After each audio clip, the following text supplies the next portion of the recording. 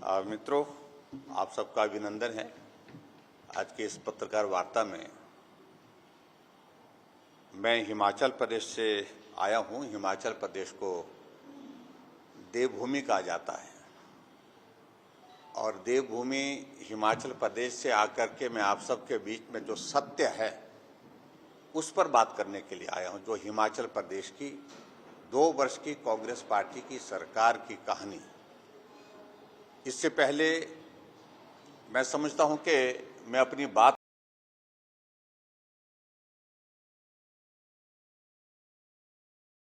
सभा के चुनाव से पहले कांग्रेस पार्टी ने 10 गारंटियां दी थी और जिन गारंटियों पर इनके प्रमुख नेताओं ने अपनी बात किस प्रकार से वहां पर लोगों के सामने कही थी। और आज हिमाचल प्रदेश में कांग्रेस की सरकार के 2 वर्ष का कार्यकाल पूरा हो गया है, लेकिन सारी की सारी गारंटियां धरी की धरी हैं। उल्टा जो गारंटी इन्होंने दी थी उसके विपरीत हिमाचल प्रदेश में कांग्रेस की सरकार काम कर रही है।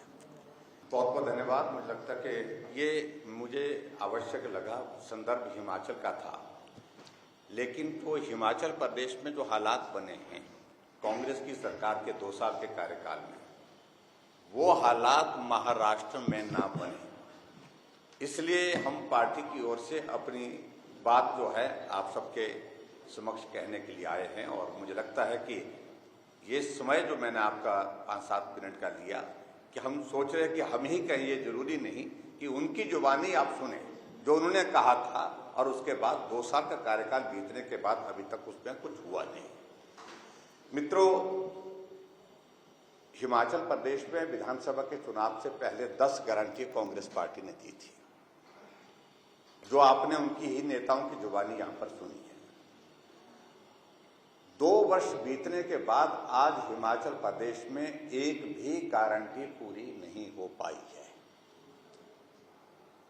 कुछ दिन पहले हमने देखा कि हिमाचल के मुख्यमंत्री यहां पर आकर के महाराष्ट्र में कुछ जगह प्रेस कॉन्फ्रेंस किए और कहा कि हमने गारंटियां पूरी कर ली, लेकिन वो हकीकत नहीं है, वो सच्चाई नहीं है। और आज हिमाचल प्रदेश इस बात को अनुभव कर रहा है कि झूठी गारंटियों के झांसे में आकर के बहुत बड़ा नुकसान कर दिया है। और आप सबके बीच में हम आप सबके माध्यम से महाराष्ट्र की प्रबुद्ध जनता से इसका विनम्र निवेदन करने के लिए आए हैं, जो हिमाचल प्रदेश में कांग्रेस की सरकार की झूठी गारंटियों की वजह से हालात बने, वो हालात महाराष्ट्र में ना बने। इसी तरह की बात कहने के लिए हम हरियाणा के अभी हाल ही में जो चुनाव हुए, चुनाव में गए थे और मैं हरियाणा की जनता का अभिनंदन करता हूं। उन्होंने बड़ा साफ संदेश दिया कि झूठी गारंटी की वजह से जो कर्नाटक में और हिमाचल प्रदेश में जो हालात पैदा हुए हैं, वो हालात हरियाणा में नहीं पैदा होने देंगे।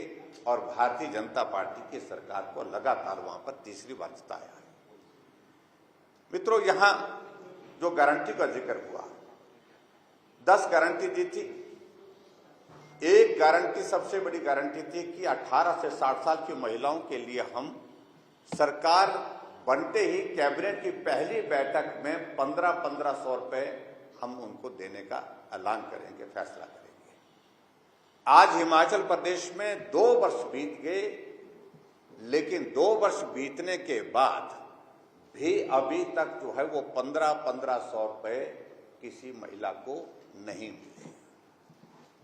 उल्टा हिमाचल प्रदेश में यह किया कि गारंटी 1500 रुपए के दी और उसमें से आइडेंटिफाई किया उनने कुछ नाम ऐसे जिनको सोशल सिक्योरिटी पेंशन पहले से लगती थी। किसी को 1000 मिलता था, किसी को 1200 रुपए मिलता था, और उसमें 200 रुपए डाल करके और उसके अलावा कुछ जगह 1000 में 500 रुपए डाल करके उनको कहा कि आपकी गारंटी पूरी होगी।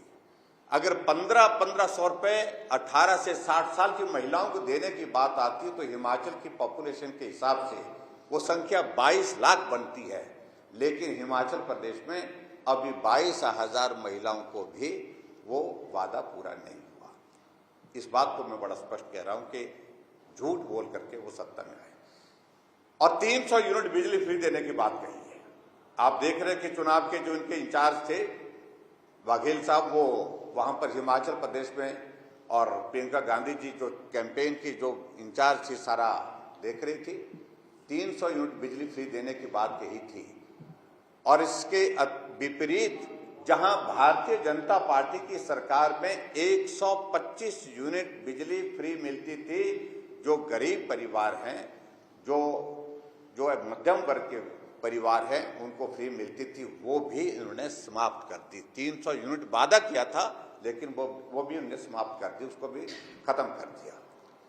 और इसी तरह से वादा किया था हिमाचल प्रदेश में कैबिनेट की पहली बैठक में हम 1 लाख सरकारी नौकरियां देंगे। आपने देखा होगा कि विधानसभा के अंदर भी हमने उस सारी बात को रखा, और जब वहां मुख्यमंत्री इससे मुकर गए कि हमने नौकरी देने की बात न कही थी, मैंने वो डॉक्यूमेंट प्लेस किया विधानसभा के सभा पटल पर, और विधानसभा के अध्यक्ष ने पढ़ करके सुनाया।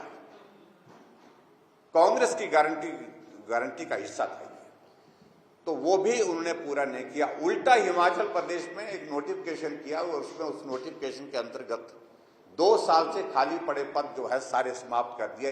एक ही झटके में 1.5 लाख पद जो है नौकरियां एक तरह से हिमाचल प्रदेश में समाप्त की।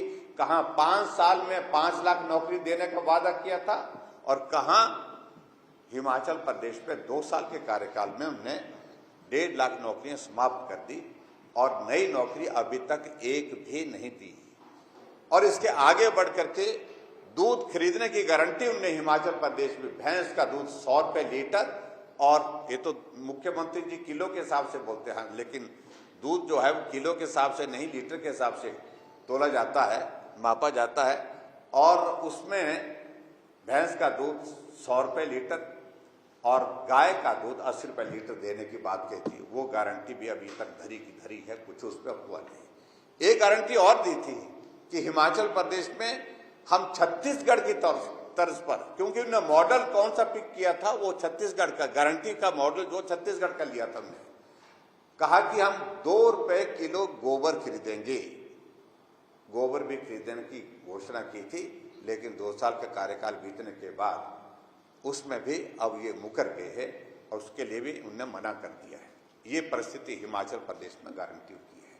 और इससे आगे बढ़ करके मैं ये जरूर कहना चाहता हूं कि हिमाचल प्रदेश में पहला एक राज्य ऐसा होगा पूरे देश भर में संभवतः, जहां कर्मचारियों को आज की तारीख में सैलरी नहीं मिल पा रही है, पेंशनर्स को पेंशन नहीं मिल पा रही है।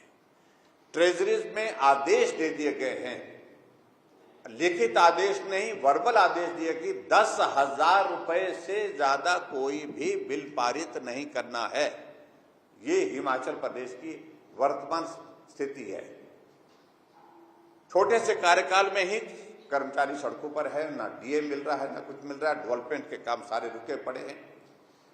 और उसी तरह से आगे बढ़कर आज हिमाचल प्रदेश में अगर हम बात कहें, मैं हिमाचल के संदर्भ को इसलिए आप सबके सामने, क्योंकि आप महाराष्ट्र जो है वो चुनाव के दौर में से गुजर रहा है, और इसलिए स्वाभाविक रूप से जो हालात हिमाचल में बने वो आपके महाराष्ट्र में ना बने, वो बहुत आवश्यक है। इस तरह से झूठी गारंटी दे करके जो है हिमाचल प्रदेश में इन्होंने सत्ता तो हासिल कर ली, लेकिन सत्ता को बनाए रखना, सत्ता को चलाना, ये बहुत कठिन हो गया है। अभी आपने देखा होगा टैक्स का दौर चला हुआ है, और हिमाचल पूरे देश भर में एक ऐसा राज्य बनकर के सामने आया जहां टॉयलेट टैक्स लगाने की भी घोषणा की। एक तरफ प्रधानमंत्री नरेंद्र मोदी जी स्वच्छता अभियान के अंतर्गत पूरे देश भर में हर घर में टॉयलेट बनना चाहिए, स्वच्छता के इस अभियान को एक अंजाम तक पहुंचाने के लिए काम कर रहे हैं। और हमारे हिमाचल प्रदेश में कांग्रेस की सरकार उन टॉयलेट को गिनने के लिए निकल पड़ी। जिसके घर में 2 बने हैं तो उनको 50 रुपए टॉयलेट टैक्स देना पड़ेगा, जिसके घर में 4 टॉयलेट हैं तो 100 रुपए देना पड़ेगा, 1 बना है तो 25 रुपए देना पड़ेगा। 25 रुपए के हिसाब से टॉयलेट टैक्स की नोटिफिकेशन, ये भी एक अलग तरह का एक उदाहरण मुझे लगता है कि पूरे देश भर में देखने को मिलेगा। और इसके अलावा हिमाचल प्रदेश में अभी आपने एक और भी चीज देखी कि कि मुख्यमंत्री का कार्यक्रम, एक समोसा बहुत ज्यादा फेमस हुआ आजकल हिमाचल प्रदेश में। मुख्यमंत्री जी पुलिस हेडक्वार्टर जाते हैं और पुलिस हेडक्वार्टर में उनको चाय नाश्ता के लिए वहां पर समोसे मंगवाए जाते हैं, वो नहीं पहुंचते हैं और उसकी सीआईडी जांच के आदेश कर दिए। आप कल्पना कर सकते हैं कि कांग्रेस की सरकार में ये हालात बन गए, जिस सरकार को प्रदेश के विकास के लिए चुना गया है वो प्रदेश के विकास को उसकी प्राथमिकता नहीं है, लेकिन समोसा बैठक में लाया गया था, लेकिन जिनको पहुंचना चाहिए था, मिलना चाहिए तो उनको नहीं मिला। इस पर जांच करनी है। तो इस तरह के हास्यास्पद स्थिति हिमाचल प्रदेश की सरकार की वजह से पूरे देश भर में कांग्रेस पार्टी की बनी हुई है। मित्रों, आप सबके माध्यम से हम प्रबुद्ध नागरिक जो हमारे जो आप मतदान के लिए जाएंगे महाराष्ट्र में आने वाले समय में 20 तारीख को, मैं यही कहूंगा कि जहां झूठी गारंटी देकर के कांग्रेस ने जिन राज्यों में सत्ता हासिल करने में सफलता तो कर ली, लेकिन उनका असली चेहरा आपके सामने हमने प्रस्तुत करने की कोशिश की है। जो सरकार कांग्रेस की हिमाचल प्रदेश में बन रही, किस प्रकार से वहां पर कर रही है, ये सारी एक छोटी सी एक तस्वीर आपके समक्ष रखी है। मैं सिर्फ इतनी ही बात कहना चाहूंगा, हिमाचल का जिक्र इसलिए, राज्य छोटा है लेकिन संदेश बड़ा देता है, और संदेश ये पूरे हरियाणा में बहुत प्रभावी ढंग से गया। जब हम हरियाणा के चुनाव में गए और हरियाणा की जनता ने इस बात को कहा कि हम जो हरियाणा के लोग हैं, हिमाचल जैसे हालात जो कांग्रेस ने कर रखे हैं, ऐसे हालात हरियाणा में नहीं होने देंगे, और भारतीय जनता पार्टी को वहां पर स्पष्ट बहुमत के साथ सरकार बनाने का तीसरी बार मौका दिया। मैं सिर्फ इतनी बात कहने के लिए आप सबके समक्ष हूं कि महाराष्ट्र में भी भारतीय जनता पार्टी और हमारे एनडीए गठबंधन बहुत प्रभावी ढंग से यहां पर चुनाव लड़ रहे हैं। आदरणीय प्रधानमंत्री नरेंद्र मोदी जी को ताकत देने के लिए, मजबूती देने के लिए मुझे पूरा भरोसा है महाराष्ट्र में फिर से एनडीए सरकार बनेगी, और सरकार बन करके विकास के कार्य को और तेज गति के साथ आगे बढ़ाने में हम सफल होंगे। बहुत बहुत धन्यवाद।